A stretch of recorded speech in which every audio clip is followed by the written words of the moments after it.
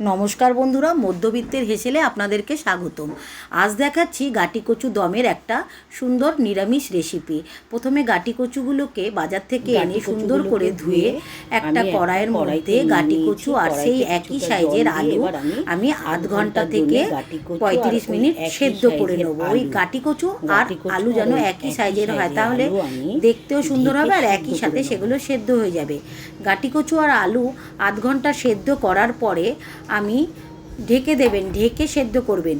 তারপরে ওটি একটা ঝুড়ির মধ্যে দিয়ে জল ঝরিয়ে কিছুক্ষণ রেখে দেবেন। জল ঝরানো হয়ে গেলে আর ঠান্ডা হয়ে গেলে গাটি কচুগুলোকে চোগলা ছাড়িয়ে গাটি কচু আর আলু রাখবেন। এদিকে আমি একটা পাত্রে 2 ইঞ্চির মতন আদা, নিরামিষ তরকারিতে আদা বেশি দিতে হয়, আদা দিয়ে আর দিয়ে দেবো 2 চামচ ধনিয়ার গুঁড়ো, 2 চামচ দিয়ে দেবো ধনের গুঁড়ো, 1 চামচ জিরের গুঁড়ো, 1 চামচ দিয়ে দিচ্ছি জিরের গুঁড়ো, 1 চামচ হলুদের গুঁড়ো, হলুদের গুঁড়ো, আর দিয়ে দেবো ঝাল লঙ্কার গুঁড়ো, যেটাতে ঝাল হবে, আর সেই দেবো 1 চামচ।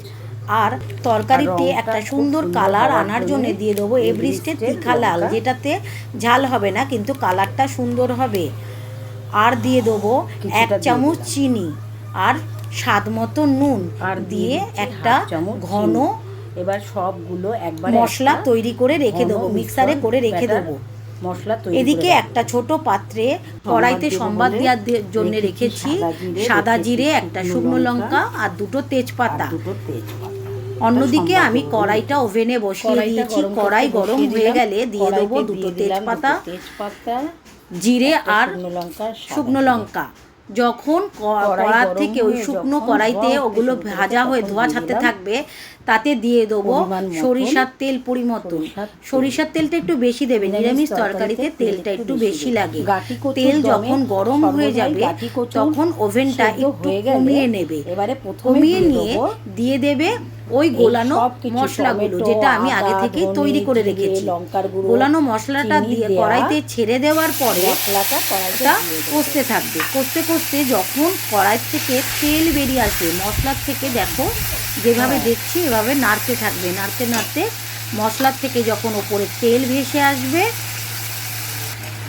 এবার যখন আমার একটু হলুদ কম হয়েছিল মনে হচ্ছিল, আমি আবার 1/2 চামচ হলুদ দিয়ে দিয়েছি। যখন কড়াই তেল এইভাবে ভেসে আসবে, দেখো ঠিক যেভাবে দেখিয়েছি। ওভেনটা কিন্তু সবসময় কমিয়ে রাখবে, আঁচ বাড়ানো চলবে না। এভাবে কষতে থাকবে ভালো করে অল্প আঁচে মশলাটা তুমি কষতে থাকবে।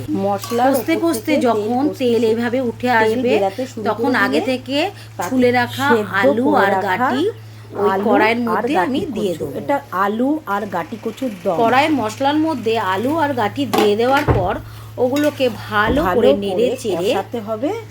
আমি পুরো গায়ে মাখিয়ে নেবো মশলাগুলো, যাতে কোনো জায়গা ফাঁকা না থাকে। তারপরে অল্প আঁচে 15 থেকে 20 মিনিট আমি একটা পাত্র দিয়ে ঢেকে রেখে দেবো। ঢেকে 10 থেকে 15 মিনিট কষাবো। কিছুক্ষণ ঢাকার পরে যখন দেখবো আমি আলুটা সেদ্ধ হয়েছে, আমার মনে হলো আলুটা আর একটু সেদ্ধ হবে, তাই আমি আরো 10 মিনিট ওটা ঢেকে রাখলাম। দেখো কি সুন্দর কালার এসে গেছে না তরকারিতে। এবার তৈরি হয়ে গেল সুন্দর নিরামিষ একটা আলু গাটি কচুর দম। এইভাবে নিরামিষের দিনে তোমরা যদি এই ধরনের গাটি কচু আলুর দম করো আর এক পাশে পাতলা একটা ডাল থাকে, খুব ভালো লাগবে। আমার রান্নাগুলো তোমাদের কেমন লাগছে আমাকে কমেন্ট করে জানাবে, আর আমাকে সাবস্ক্রাইব করে পাশে থেকো। আর সবশেষে দিয়ে দেবো আগে থেকে কেটে রাখা ধনে পাতাটা দিয়ে ওপর থেকে ভালো করে ছড়িয়ে একটু নাড়িয়ে আমি ঢেকে রাখলাম। 10-15 মিনিট ধনে পাতাটা দিয়ে ঢেকে রাখার পরে তৈরি হয়ে গেল আমার সুন্দর সুস্বাদু এবং পুষ্টি গুণ সম্পন্ন আলু আর গাটি কচুর দম। আমার ভিডিওগুলো ভালো লাগলে আমাকে সাবস্ক্রাইব করে পাশে থেকো, লাইক কমেন্ট করে আমার সাথে থেকো। দেখো কত সুন্দর হয়েছে আলু আর গাটির দম। আবার আসবো একটি নতুন